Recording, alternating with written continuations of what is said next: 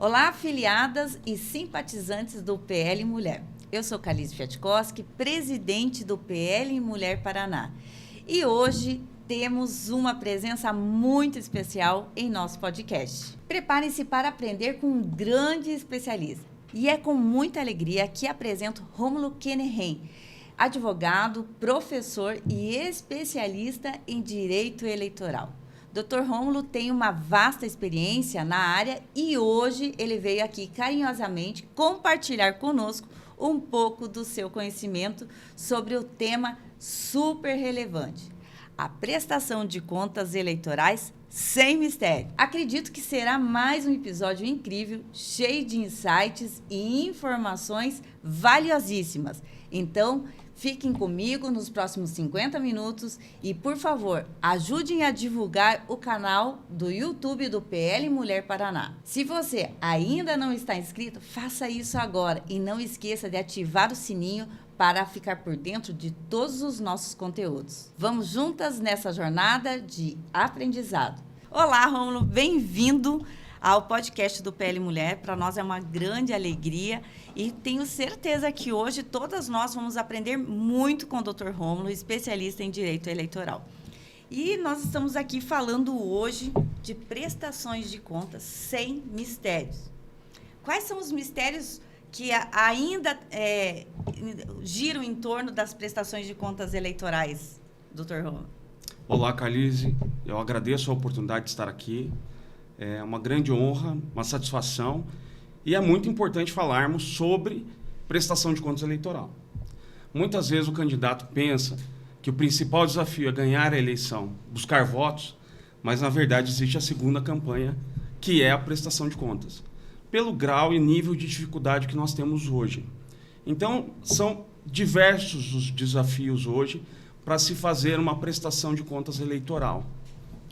Quais são os requisitos básicos hoje e quando que começa essa prestação de contas?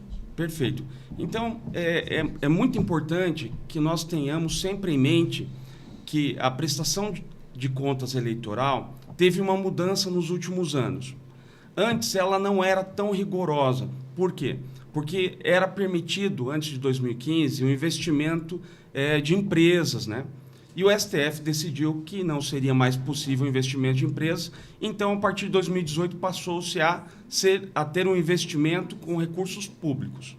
E quando nós falamos em recursos públicos, advém aí uma responsabilidade ainda muito maior.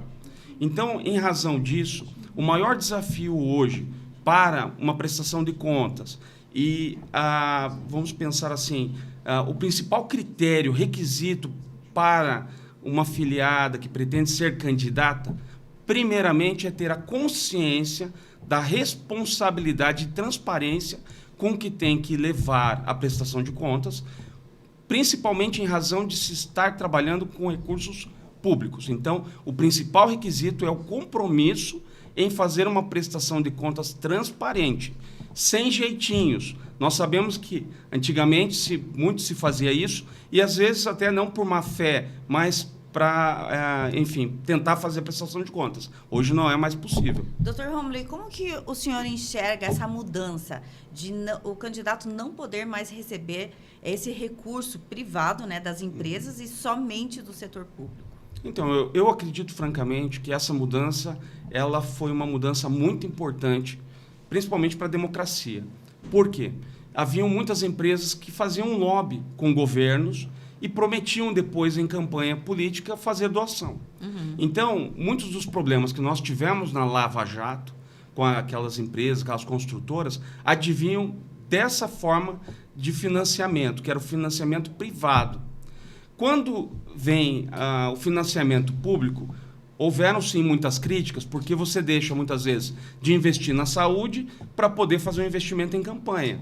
No entanto, o ponto positivo é que você tem a responsabilização, vamos dizer assim, do financiamento e da campanha eleitoral pelo ente público. Então, eu vejo de uma forma positiva essa mudança que nós tivemos. Ou seja, eu posso receber dinheiro privado, mas desde que seja de pessoa física, né? Não posso mais receber de pessoa jurídica, é isso? Exatamente.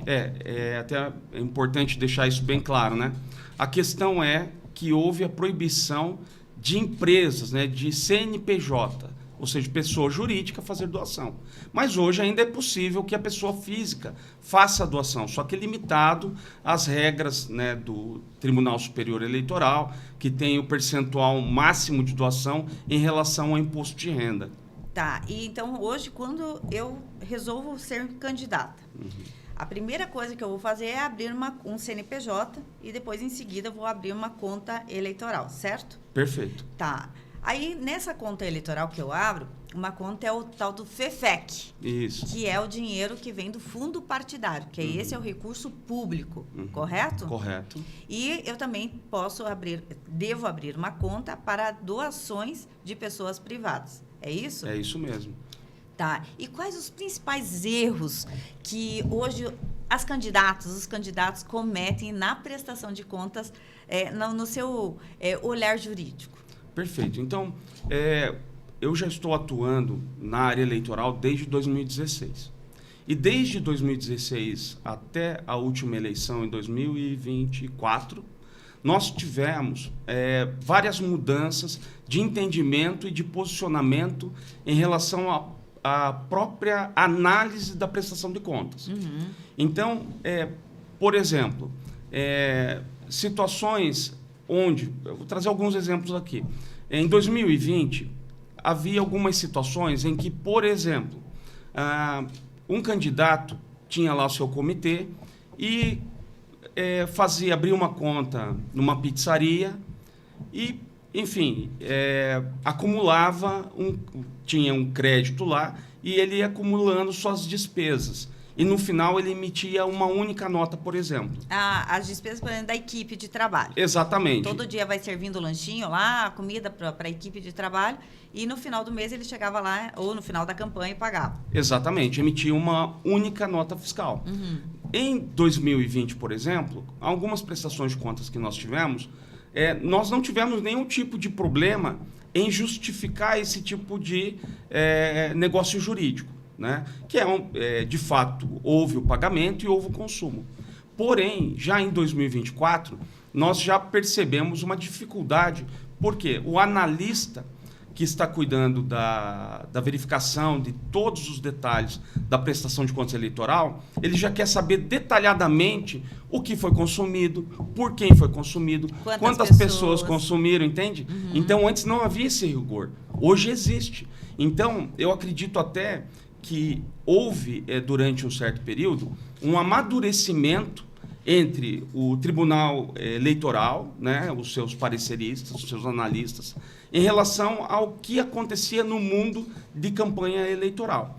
Então, assim, olha, eu posso trazer... Hoje é até interessante, porque a gente pode trazer várias informações do que acontece para servir como dicas. Legal. Doutor Rômulo, tem histórias, né, de candidatos que ficaram inelegíveis por causa que não anexaram uma procuração de um advogado, isso? Exatamente. Então, essa é uma situação corriqueira, absurda, porém é corriqueira. O que acontece? Até entrando numa outra linha, o que acontece? Muitas vezes, o candidato, a candidata, ele não possui experiência em campanha política. E muitas vezes ele pensa, a prestação de contas eleitoral é algo simples de ser feito. Então, eu tenho um primo advogado e eu vou ter lá um recurso, sei lá, R$2.000. Então, eu posso contratar o meu primo e o meu primo faz lá a parte da prestação de contas eleitoral. Então, isso acontece e é muito comum. O que acontece? Muitas vezes o primo dessa candidata, ele não é um advogado especialista em eleitoral. Ou mesmo sendo, às vezes não tem a experiência que deveria ter. E às vezes há a negligência do advogado. Então já houve situações, por exemplo, em que o advogado, que é o responsável por juntar a procuração nos autos, não o fez. E aí o candidato acabou ficando inelegível, entende? E o Tribunal Superior, o Tribunal Eleitoral, no caso, ele não conseguia nem intimar o advogado, porque não estava nos autos. Então ele tentava intimar o O candidato pensava que estava... Tudo certo com o advogado. Estava tudo certo com o advogado e depois descobriu-se que não foi juntada a procuração. E a prestação de contas dessa candidata, no caso, um exemplo, estava tudo perfeito. Ela gastou um determinado valor e apresentou nota fiscal, comprovações desse valor. Mas ela se tornou inelegível por conta deste detalhe. Então, essa é a responsabilidade, ter sempre um profissional qualificado junto. Doutor Rômulo, a gente, e pela minha experiência, né, de 2 campanhas eleitorais, se existe algo que não pode ter economia numa campanha eleitoral é a contratação de um bom advogado eleitoral e um bom contador, né? E esses dois, eles têm que trabalhar em sinergia, correto? Correto. E quais, assim, o percentual de mulheres e de homens que têm contas reprovadas na sua experiência? Tudo bem, nós sabemos que existe apenas 30% de candidatas, né, dentro das chapas ali eleitorais apresentadas, mas tem uma proporção de mais mulheres ficando inelegível ou homens? Perfeito, Carlise. A sua pergunta é muito pertinente.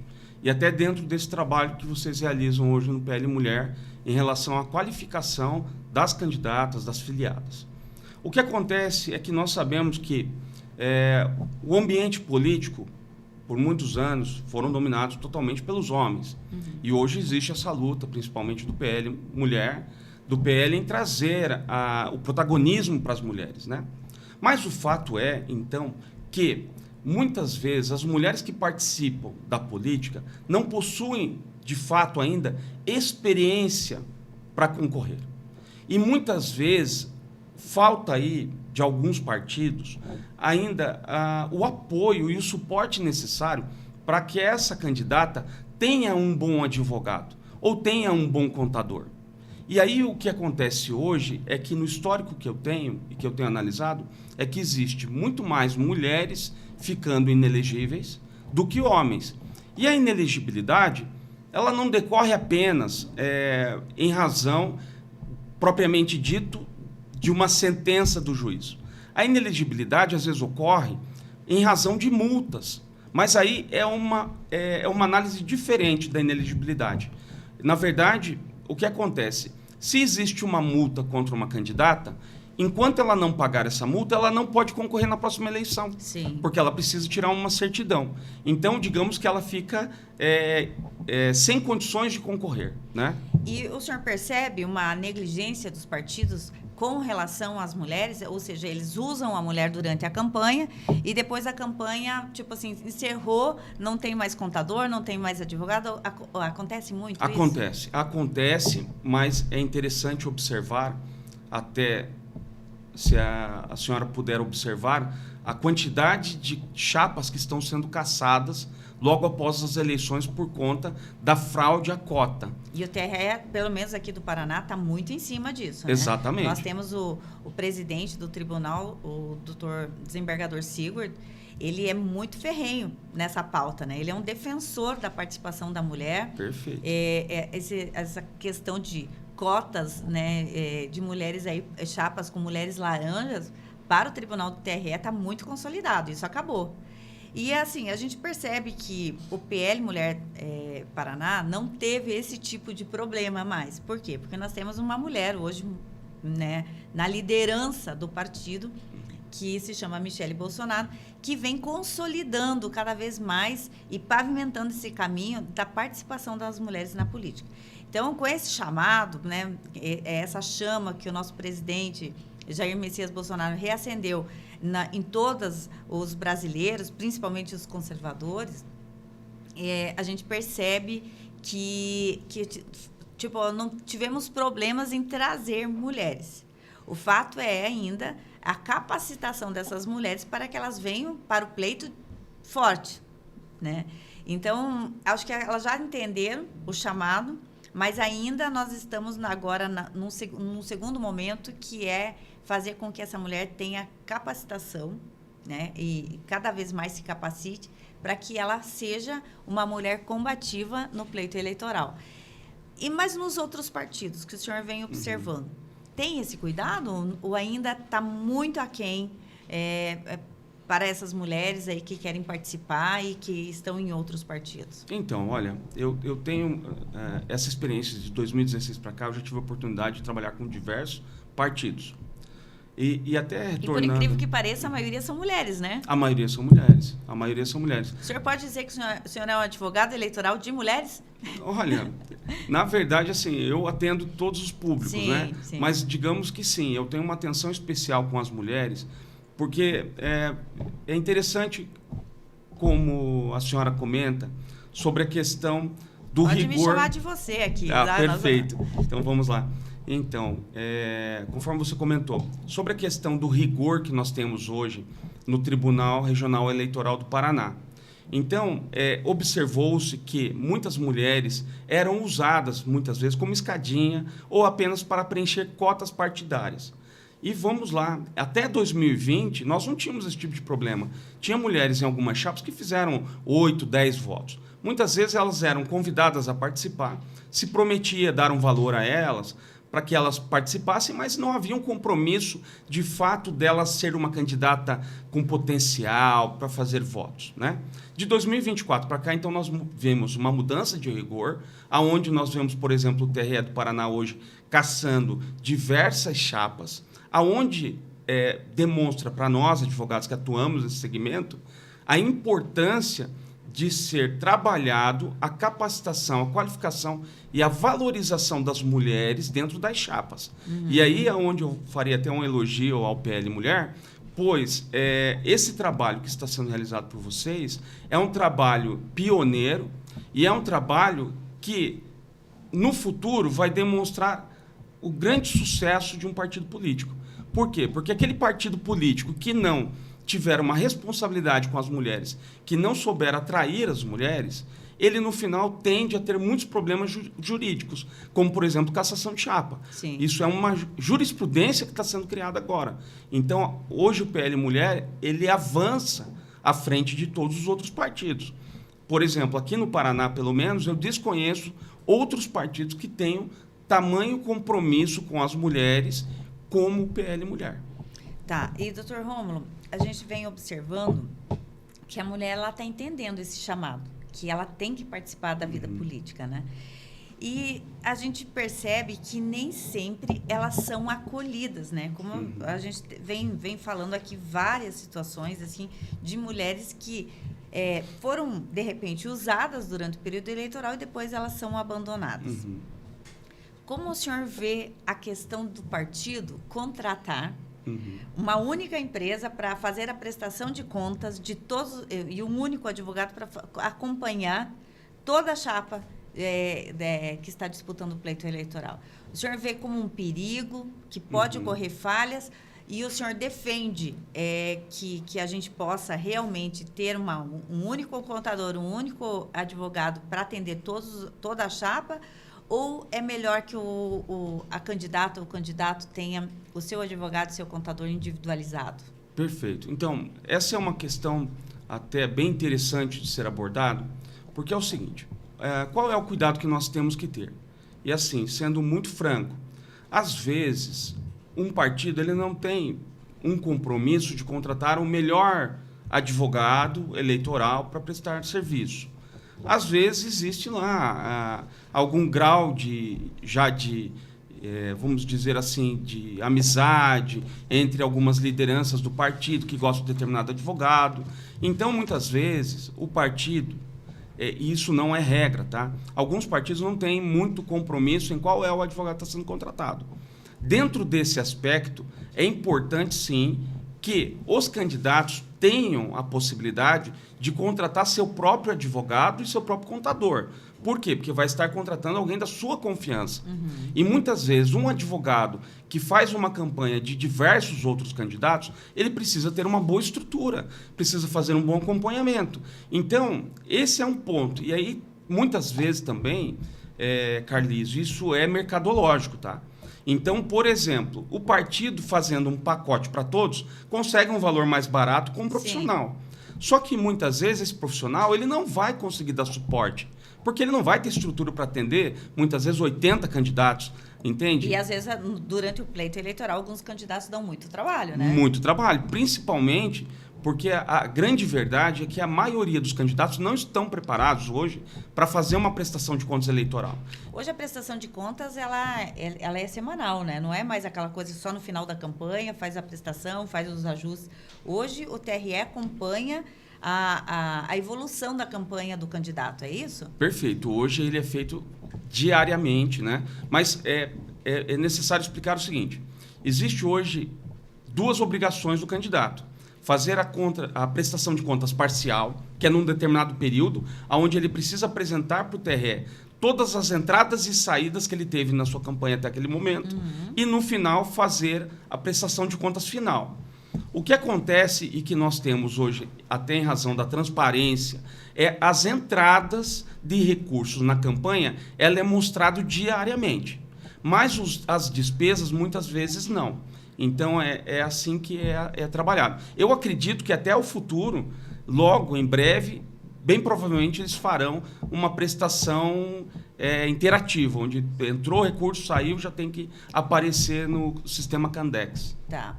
E hoje, assim, a prestação de contas se tornou o grande fantasma e o grande medo dos candidatos. Né? Porque não significa que...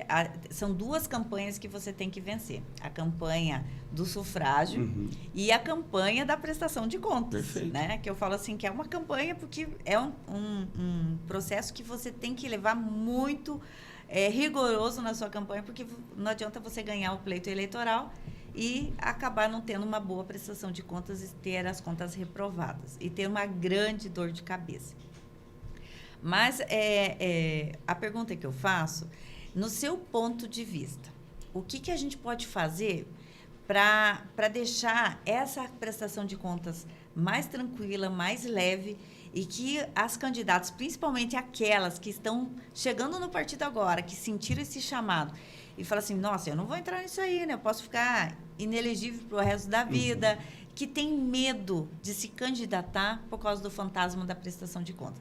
Qual o seu conselho, como um bom advogado especialista, para essas mulheres que ainda têm medo de entrar na política por causa da prestação de contas? Perfeito. Então, essa é uma colocação muito importante, porque hoje nós vemos um número de candidatas, principalmente mulheres, ficando, no caso, inelegíveis, porque possuem alguma multa eleitoral muito grande, ou mesmo porque não entregaram uma procuração e acabaram inelegíveis mesmo, né? Mas o ponto focal é que, quando a gente diz uma prestação de contas sem mistérios, nós queremos dizer o seguinte: o candidato, a candidata, precisa ter responsabilidade e entender que prestação de contas não é para amadores. Então, ela precisa ter um bom profissional ao seu lado, seja indicado por ela mesma ou pelo partido. E se for pelo partido, ela tem que cobrar o partido, ela tem que exigir. Como eu sou candidata pela primeira vez, estou chegando no partido, tenho liderança e senti esse chamado. Como que eu vou identificar quais são os requisitos necessários para eu identificar um bom profissional da área? Eu acredito que o bom profissional da área é o profissional que te dá atenção. Então, essa é uma grande observação. Por quê? Muitas vezes, dentro daquela perspectiva que nós comentamos, um advogado que se compromete a fazer a prestação de contas de todo um partido, com 80 candidatos, que não possui uma estrutura, ele não vai te dar atenção. Você vai ligar para ele para perguntar sobre um contrato, ele não vai te responder na hora. Então, o bom profissional é aquele que está ao seu lado. E quando nós falamos da questão jurídica, nós falamos também da questão contábil. Você precisa ter um contador bom ao seu lado e um jurídico bom ao seu lado, porque os dois caminham juntos. O senhor falou num assunto que para mim é um assunto que me chama muita atenção, o contrato. Tem alguns contratos, né, principalmente de alguns advogados que encaminham aquele contrato genérico para os candidatos. Isso tem dado problema, esse contrato genérico, porque o contrato tem que ser, pode ser genérico ou ele tem que ser individualizado para cada tipo de contratação que você está fazendo durante a campanha eleitoral? Perfeito. Então, olha, isso também vem de uma situação de mudança que nós tivemos hoje na forma de apuração desses contratos. Falando especificamente aqui do Tribunal Regional Eleitoral do Paraná, nós vemos o seguinte: existem juízes eleitorais de cidades do interior que não entram muito no mérito do que está escrito no contrato, certo? Mas, principalmente em grandes cidades e capital, os juízes eles se atinem, sim, a detalhes e são rigorosos em contratos. Então, essa é mais uma situação na qual a gente fala sobre o advogado que vai atender uma campanha eleitoral. O advogado que vai atender uma campanha eleitoral, ele sempre tem que partir do pior cenário para o melhor. E nunca do melhor cenário para o pior. Então, ele pega uma situação numa cidade do interior na qual um juiz aceita esse tipo de contrato e aplica para todo o Estado.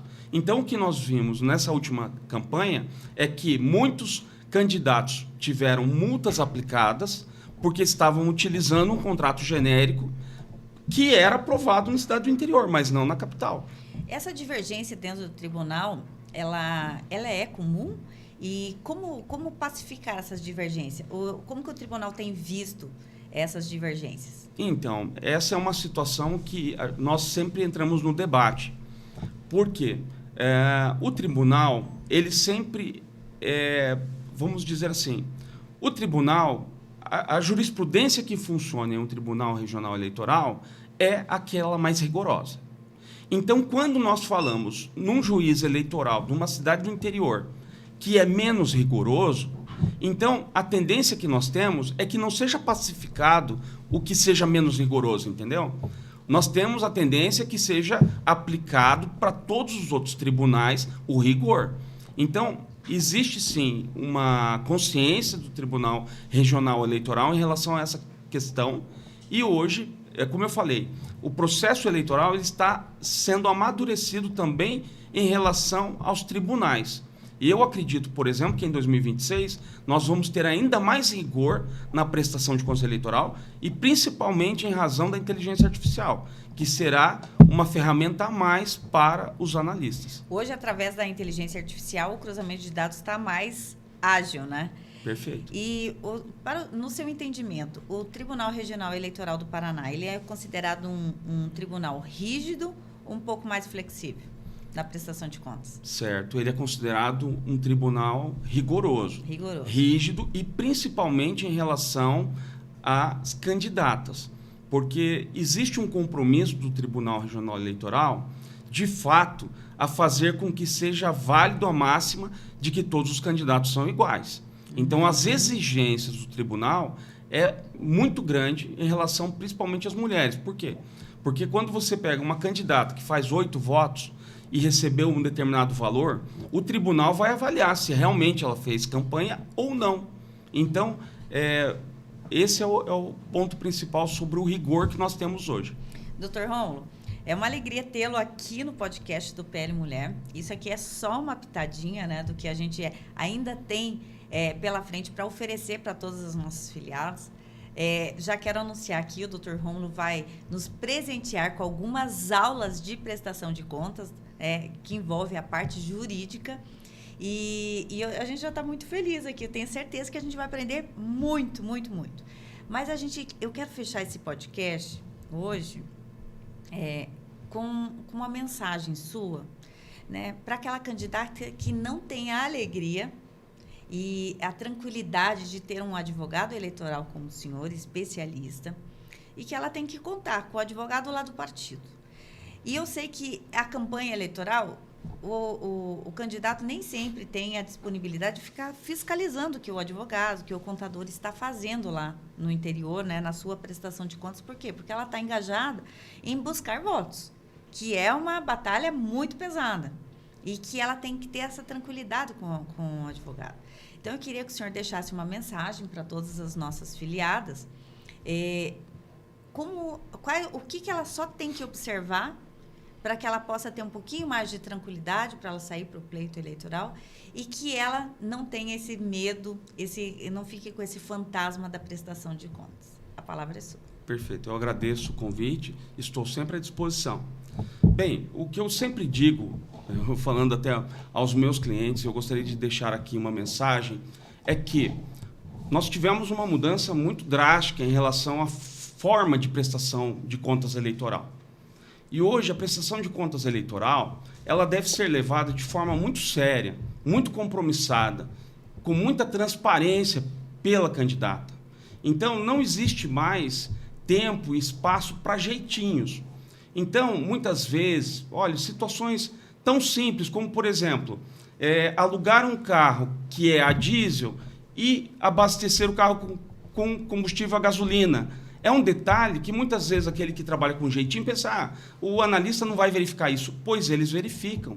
São detalhes hoje, até que eu digo da inteligência artificial, que eles vão pegar todos os detalhes. Aquele que tentar levar pelo jeitinho vai ter muito problema. Então, o que eu gostaria de deixar de mensagem é o seguinte, as mulheres, principalmente, elas têm um grande desafio. Desafio de se fazer protagonista nesse cenário tão masculino que é as campanhas políticas. Então, a mulher ela já precisa se fazer protagonista. E pode aí ter um diferencial ainda maior. Porque a mulher que atua com transparência, com responsabilidade e com compromisso, fazendo uma prestação de contas adequada, com um bom profissional, ou mesmo buscando informações para fazer a melhor prestação de contas, essa mulher já vai ter um destaque e vai estar um degrau acima até dos próprios homens. Então, eu acho que a grande vantagem é, primeiramente, no caso das filiadas do PL Mulher, que pretendem ser candidatos por esse partido, aproveite tudo que esse partido oferece, como cursos, palestras, todas as informações que as senhoras puderem hoje agregar de conhecimento em relação à campanha política e em relação à prestação de contas eleitoral, será o grande diferencial para que as mulheres se tornem ainda mais protagonistas da nossa política. Então, essa que é a minha dica para todas vocês. E para quem quiser encontrar o professor Rômulo, o Dr. Rômulo Kenahem, é certo assim? Kenahem. É o quê? É descendente do quê? É de francês. De francês, Kenahem, olha, né? Que chique. Então, para quem quiser encontrar o Dr. Rômulo Kenahem, aonde elas encontram nas redes sociais, no seu escritório? Passa aí o endereço para a gente. Então, o meu escritório fica em Curitiba, mas nós temos, então, as redes sociais, o meu nome, que vai aparecer aqui, Rômulo Kenahem. Isso aí, a gente vai colocar aqui o Instagram do Dr. Rômulo. É Instagram e Facebook? Isso, eu tenho atuado mais com o Instagram, mas certo. Eu tenho também o Facebook, o Instagram, o X e pelas redes sociais. E nós estamos aí à disposição. E qual o telefone do seu escritório? O telefone, eu vou deixar o telefone WhatsApp que a gente utiliza, o WhatsApp Business, que é o 41 9841 99281. É isso aí, gente. E se você gostou desse podcast maravilhoso sobre prestação de contas e quer aprender um pouquinho mais, o Dr. Rômulo, como a gente já anunciou aqui, ele irá nos presentear com algumas aulas de prestação de contas da parte jurídica. Então, fique atenta, ative o sinal aí no nosso canal para que cada vez que a gente publicar um conteúdo, você receba em primeira mão, tá bom? Conto com vocês para o próximo podcast e até lá. Obrigada, Dr. Rômulo. Obrigado pela oportunidade.